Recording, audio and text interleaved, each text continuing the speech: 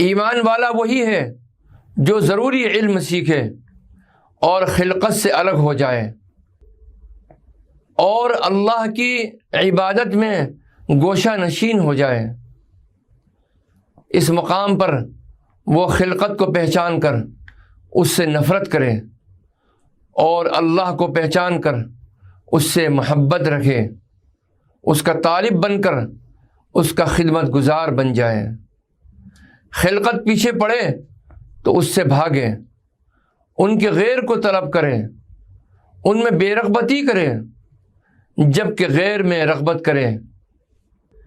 یہ بھی جان لے کہ خلقت کے ہاتھوں میں بھلائی ہے نہ برائی، نفع ہے نہ ضرر و نقصان۔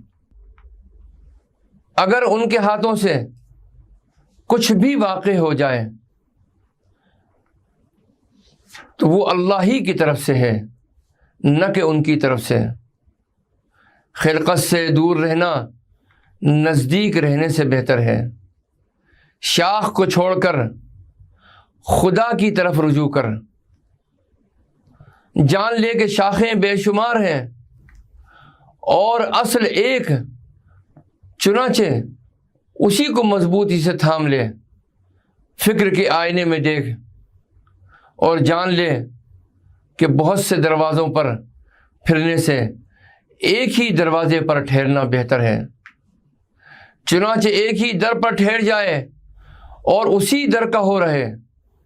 ایمان والا، یقین رکھنے والا، اخلاص والا ہی عقل مند ہے کہ اسے سب عقلوں کی عقل عطا کی گئی ہے، اسی لیے وہ لوگوں سے بھاگ کر ان سے الگ تلگ ہو گیا ہے۔